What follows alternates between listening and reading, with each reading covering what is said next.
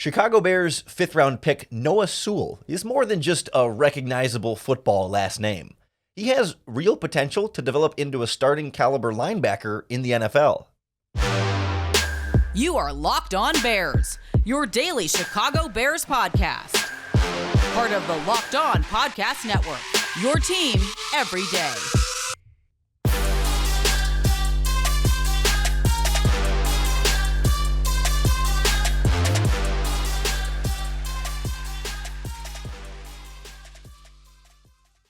This is Locked On Bears, and I'm your host, Lorin Cox. I'm here to bring you your daily, in-depth Chicago Bears news and analysis. You can follow me on Twitter at CoxSports1. You can follow the podcast on Twitter at Locked On Bears. You can like Locked On Bears on Facebook. Join the Locked On Bears Facebook group for even more Bears talk. And make sure you hit that subscribe button on the Locked On Bears YouTube channel to keep up with all of our video podcasts as well. Thanks for making Locked On Bears your first listen today. Thank you for making it your first listen every day. We love our everydayers here on Locked On Podcast Network because we are your team every day. And on the show today, we'll take advantage of one of our other Locked On Podcast Network hosts, as Spencer McLaughlin from Locked On Ducks is going to join us to break down Chicago Bears 5th-round linebacker Noah Sewell. We'll understand more about his recruiting process as one of the top high school linebacker prospects in the nation coming into college at Oregon. We'll learn about how he was so successful so quickly for the Ducks. And then coaching staff change and other issues, and all of a sudden, his junior season, the production drops off, and he ends up falling all the way to the Chicago Bears in the 5th round. And of course, we'll project ahead to what his NFL career could look like from here. And I also want to come back after that interview and talk a little bit more about the depth at the linebacker position and the need to make sure that things are steady there despite all of the free agent money the Bears spent at that position this year. But first, let's get into our interview here and take advantage of some great knowledge we have here with our local experts on the Oregon Ducks. Joining us now on the Locked On Bears podcast is Spencer McLaughlin. He is the host of Locked On Oregon Ducks here at the Locked On Podcast Network, as well as Locked On Pac-12, and you can follow him on Twitter at Smalls_55. Spencer, appreciate you joining us. How was draft weekend for you from an Oregon perspective? It's great to be with you, Lorin, and it was good. You know, there were a couple surprises for sure. Noah Sewell was definitely not one of them, but Jordan Riley ended up getting drafted. Don't know that I saw that one coming. And DJ Johnson went in the 3rd round to the Chargers. I thought that was very high. Like, I wouldn't have been surprised if he'd been drafted. I thought he'd be like a 5th, 6th, maybe 7th round flyer, and then he went in the 3rd, and we're like, whoa. I mean, he had some really good moments, but it was not, consistent production from him. Happy for DJ, of course, and hope he has a great career. He's a great Duck, but yeah, draft season was an exciting one. Gonzo, of course, fell further than we were anticipating after all the pre-draft hype, but that's what makes the draft so much fun, is you never really, really know. Yeah, what did you expect for Noah Sewell in particular? When I think he opted out of the bowl game this year, but when the season ended and when he declared for the NFL draft, where did you think he was going to go? And I guess how did the 5th round sort of match or not match those expectations? Yeah, I thought that was kind of the lower end of where I thought he would go. I think I said on my podcast a couple of times I figured he'd be kind of like 3rd to 5th round. I think he's someone who, if he'd been coming out of the draft maybe a year and a half ago, it would have been closer to the 2nd or 3rd round for kind of where my expectations were and where he ended up going. But I think the 5th round, based on what he did this year, is probably about right. I think he could have been a 4th round guy, but I think he's someone who has got a lot of potential and brings a lot of upside and was a very good player in college. But as we'll talk about, did show a few limitations, not a lot.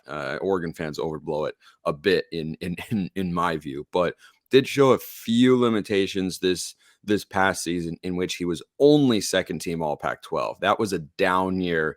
I'm not kidding you, Lorin. He's 2nd team. This is the standard that he set from the time he came in as a 5-star true freshman, one of Oregon's 5 highest rated recruits in program history. He had a 2nd team All Pac-12 caliber season. He was nominated to that in 2022, and the consensus amongst Oregon fans is that he was no good and he had his worst season as a Duck. So that's kind of where the bar is. It's like the opposite of the Oakland A's, or it's like what Billy Beane and Moneyball. It's like, that's my bar up here, right? My bar is a championship. Well, Noah Sewell's bar in the eyes of Oregon fans was really, really high. And he lived up to that at times. He did not at others, but overall was a really, really good player for 3 years for the Ducks. Yeah, since you mentioned, let's go back to the recruiting there. I know he was like one of the top linebackers in the country, a Yep. 5-star recruit. What do you remember about that process, and how big of a role do you think his older brother played in getting him to Oregon? I think it was pretty significant because Panay was not just at Oregon, he was thriving at Oregon. And so that relationship with Mario Cristobal and the family was really, really close because Mario, as an offensive line guy, first and foremost, as a former offensive lineman at Miami, he had almost certainly, I didn't host Locked On Ducks at the time, but I've since surmised a thing or two about recruiting since getting into this wonderful world. Mario had a relationship with the Sewell family, and so did the University of Oregon. So then when Noah was coming out, I think even though he wasn't an offensive lineman, I think there was a kind of a next level of knowledge and familiarity with what Mario Cristobal did for his program and what the University of Oregon could provide. And of course, Oregon's been a very good team the last several years, and Noah Sewell was a part of that, and he became a part of continuing to make them a really strong college football brand. So he was someone who came in with a lot of expectations, and that true freshman year was the COVID shortened season. And, it sucks that we didn't get a full look at a fully healthy true freshman, Noah Sewell. We just got to see a few games of it because Oregon played, I think they ended up playing 7 games that year or something like, I don't know. It was all weird, but he was outside of Kayvon Thibodeau, the best defensive player on the field. The moment he stepped on campus, it was like he was saving Oregon's defense at times. He was, an orchestrator, a field general as a true freshman. He was really, really impressive from the moment he got to Oregon's campus. Yeah, I know he particularly thrived in those first couple of years under Mario Cristobal, and so the numbers in 2021 were incredible. Like, what did that look like? Why do you think he was able to be so successful? What made him so good in that? I think his anticipation was always really good, but he does have the physical tools and the size. He's a powerful, kind of a one-cut backer for sure, a little bit like a running back as well, where he's going to work downhill. He's not the most agile, he's not the quickest, but his straight line speed when he's fully healthy is really, really good. So he can play sideline to sideline, and he plays with alacrity. He is tenacious, and he's just big. I mean, I look at him as an NFL prospect and say, that's a guy who can be a run-stuffing linebacker. I think that's certainly a specialty. He's better in coverage than Oregon fans generally will give him credit for, but he did certainly have his moments in that sense. I felt that, the perceived decline in coverage was as much about the defensive scheme that Oregon was running and the play calling,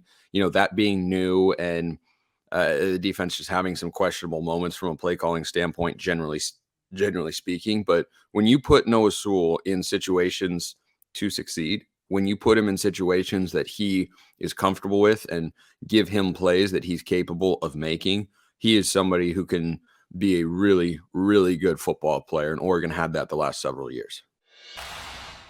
This episode of Locked On Bears is brought to you by Built Bar, the world's best tasting protein bars. And I just got a fresh box of Built Bars delivered to my house literally today. The raspberry flavor is one of my favorites because you get that like fruit sweetness in there, and all combined with that candy bar taste that every Built Bar has. It's covered in 100% real chocolate. It's soft and it's easy to chew, but somehow it's also good for you. Built Bars are low sugar, low calories, high fiber, and high protein. We're talking 17 grams of protein for just 130 calories and 4 grams of sugar. I mean, you can't find another protein bar product like this anywhere that also then tastes this good. You can see all of their amazing flavors at built.com, or you can go to your local Walmart or Sam's Club and get them even sooner in person. If you head over near the pharmacy section in Walmart where they've got the protein bars, you can get a 4-bar box of their cookies and cream bars, their double chocolate bars, or their coconut puffs. And if you're close to a Sam's Club, you can run in and grab a 13-bar box with their hit flavors Brownie Batter Puff and Churro Puff. Those are 2 of my favorites. If you can get to a Sam's Club and try those, tasting is believing, and trust me, you'll take a bite and you'll thank me later. We're talking to Spencer McLaughlin, host of Locked On Ducks and Locked On Pac-12 here on the Locked On Podcast Network. And Spencer, I mean, obviously, what changed between Cristobal, and then when he leaves and Dan Lanning comes in, what changed defensively? I mean, you mentioned, I think, some play calling and scheme stuff there. We saw Sewell's production drop pretty significantly to his final season there, the junior year. What was so different? It's hard to say exactly because Oregon was running, I believe, the same base personnel, which was a 4-2-5, and Noah Sewell was a part of that. And it was just kind of the way the defense was called. I felt like there were times where Noah Sewell was just being asked to essentially be in kind of bailout coverage, right? Where essentially, Oregon they ran way too much cover two sync this past year, which for those who don't know, you have two eye safeties and a middle linebacker, often Noah Sewell, who drops back to the middle of the field because your safeties tend to split and kind of leave that void down the middle, but then it gives openings underneath. And teams took that against Oregon quite a bit, while also beating Oregon over the top when they ran that particular coverage. And, a frustration that many fans, and myself included, felt over this past year was the defense never felt like they had the full trust of the coaching staff, which makes some sense because it was a new coaching staff, right?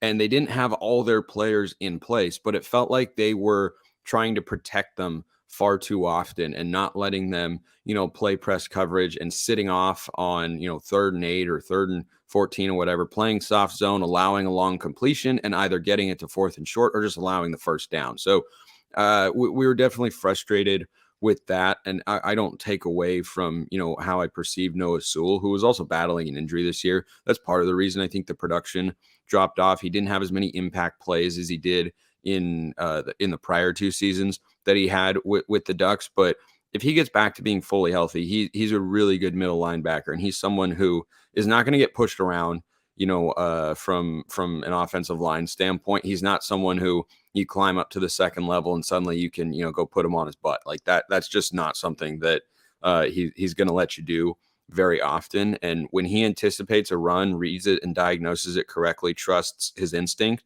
he's going to get in there and make the tackle as well because he doesn't miss those very often. He's also a guy who's a good blitzer too. So I think his upside is still very real. He can be a starting or rotation caliber player for the Bears as a rookie and can certainly develop into one of their starting linebackers going forward. You mentioned the blitzing there briefly. I wanted to get to that.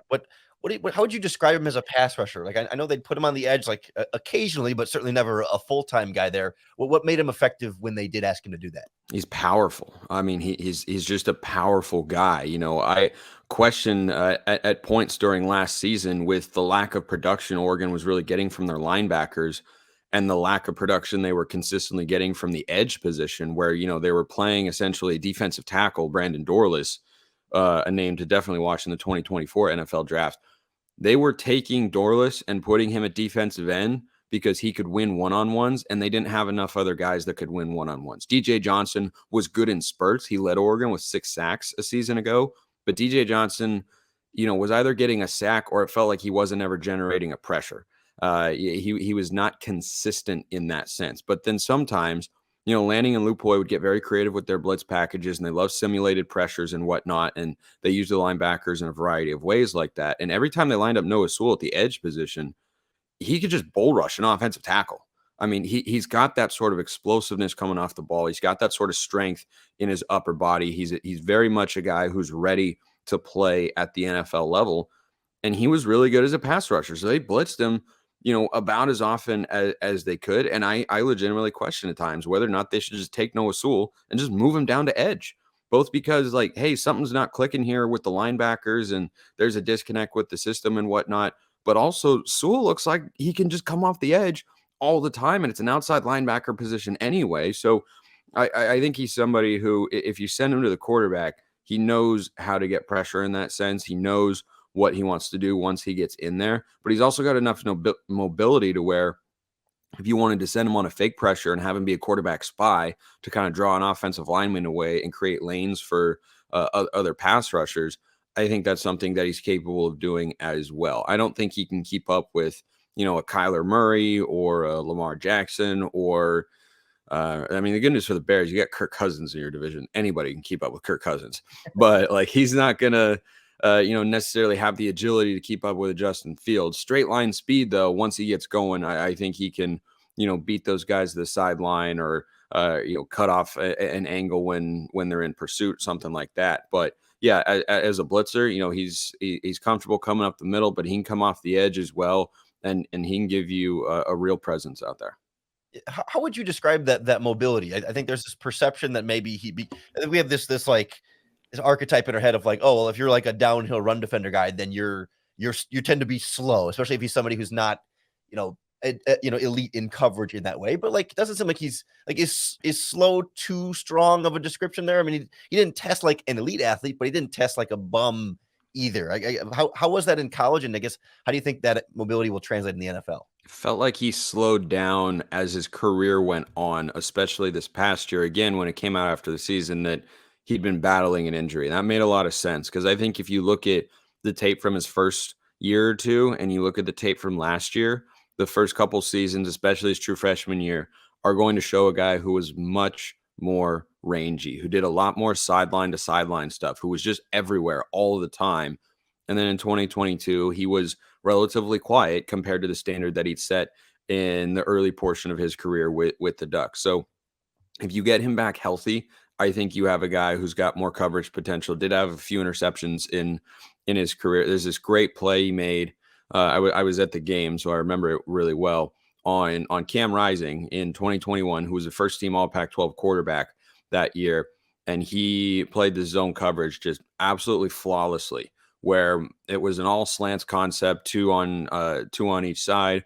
Oregon was in zone coverage. Sewell had a middle of the field assignment, and the first guy goes, he covers him, but then he passes him off to the next guy, reads Cam Rising's eyes, who saw Sewell go with him, but then he came off of it, right? Sewell was saying, like, I'm here, but then he knew when to break off, and then he broke back on the other slant. Rising didn't see him. He cut underneath it and intercepted the ball. That's what Noah Sewell is at his best, an instinctual, explosive player who understands the game and has high-level physical traits. And I think if he can get back to being fully healthy, like that 40 time he ran, well, I think it was like 4.7, some 6'4". yeah, 4.64. He at his fastest is a guy who's closer to 4.5.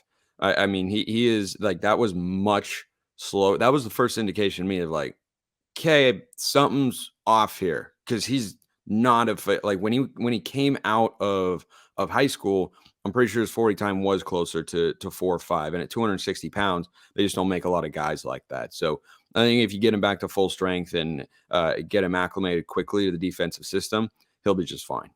So, like, where do you sort of see his limitations moving to the NFL, or like where he needs to grow in order to become a potential, if he's going to become a starting player down the line, what does he need to do? I think man-to-man coverage is the spot where he can most improve.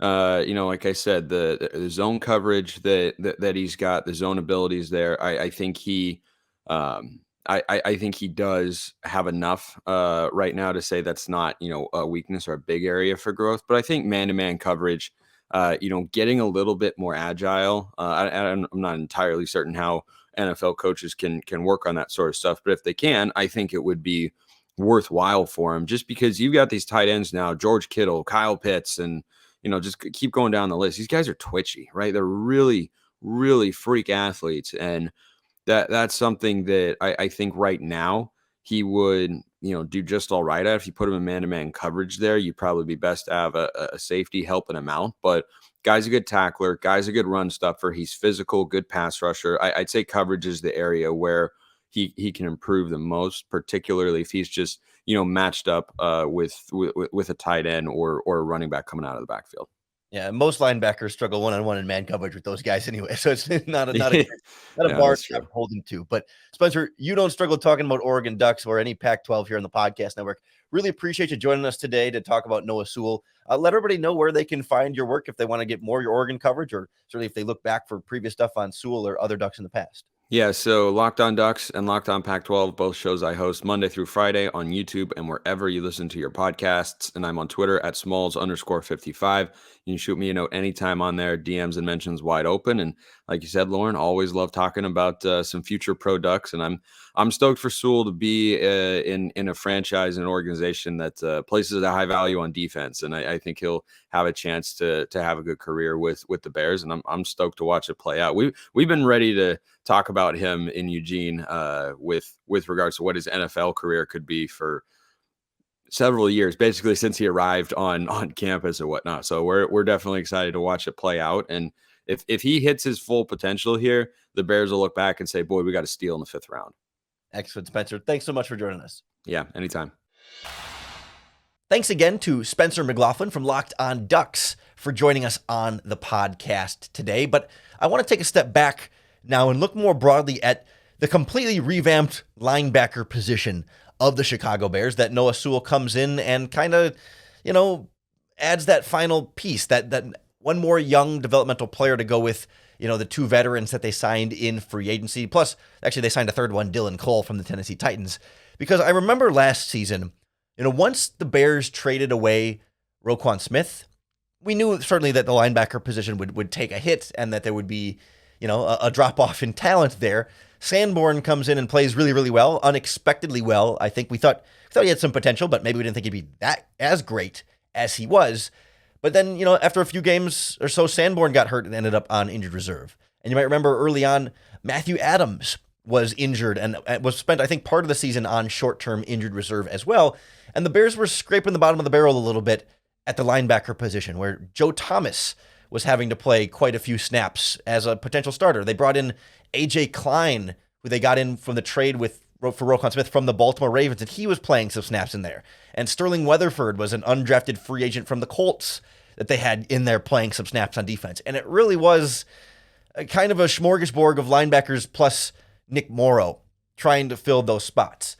Obviously, the Bears won't have a Roquan Smith-sized hole added halfway through the season this year, but to me, it served as a good reminder that, hey, depth matters, and guys get hurt, and you can't control that. You certainly hope they won't, but even as we feel Tremaine Edmonds is going to be a physical freak of a middle linebacker that's going to help us forget Roquan, what's his name, down the line. And, of course, T.J. Edwards, smart, instinctual, physical linebacker with some good consistency, good tackler there who can play downhill really well. The Bears linebacking core, with those two in your nickel and plus Jack Sanborn coming in as your number 3rd linebacker, you feel like that's going to be a pretty solid group, can be a strength of this Bears defense once again.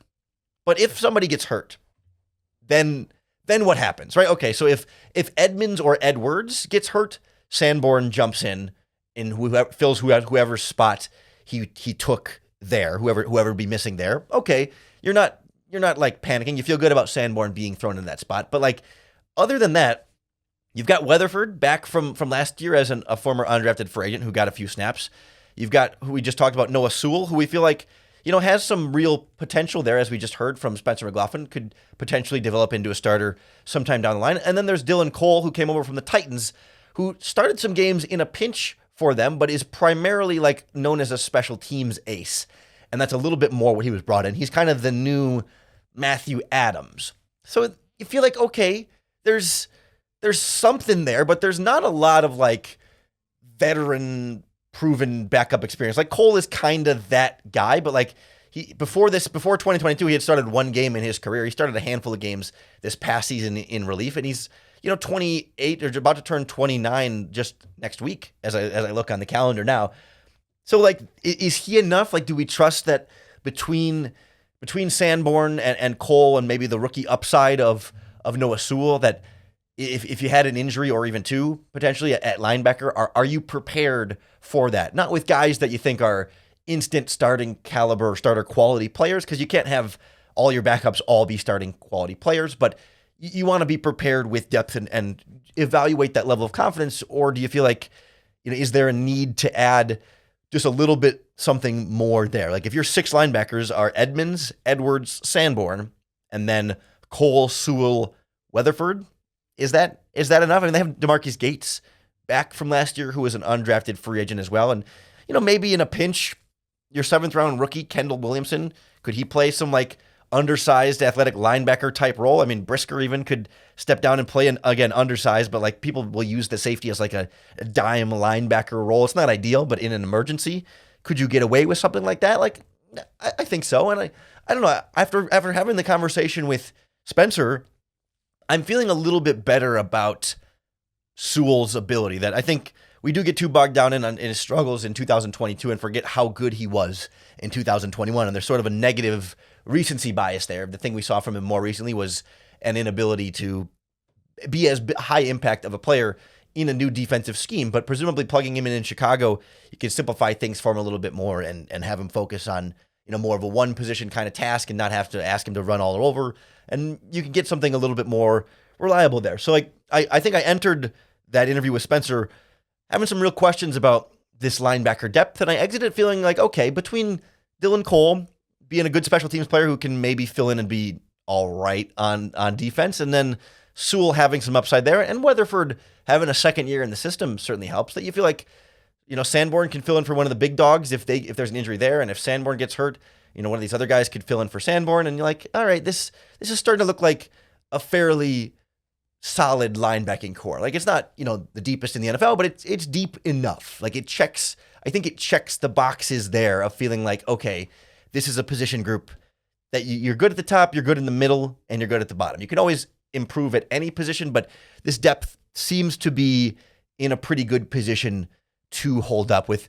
Dylan Cole has at least enough special teams experience and has been around the NFL long enough where you feel like, as far as backups with experience go, he's got enough in that range. And of course, Edwards and Edmonds can be the kind of like veteran leaders at the position, since they'll be the starters anyway, that can set the example and be the role models for Sanborn, for Weatherford, and for Noah Sewell. I mean, those guys too bring in some leadership traits of their own as far as like you start looking long term, because we think about the free agents coming in and you feel like, okay, these are going to be guys that are long-term pieces of this Bears defense, and you certainly hope so. But it's important to keep in mind too that the way the contracts are structured, the Bears are only locked into TJ Edwards for 1 year. After this year, they could get out. They could pretty easily release him and save a lot of money after one season. So like, you hope he plays all three and plays well and earns every dollar of it. But if things go wrong, you could get out of Edwards' contract pretty quickly and replace him with a Sanborn or a Sewell if one of those guys was ready to step into that starting lineup. Tremaine Edmonds, you're locked into 2 years for sure, and then at third and fourth year is a little bit easier to get out of. So like, but that's it. That's the nice thing about the flexibility in the contracts that Ryan Pohl signed these guys to. They're 3 and 4 year deals, or excuse me, 3 and 4 year deals for Edwards and Edmonds, but they're really only like 1 and 2 years guaranteed.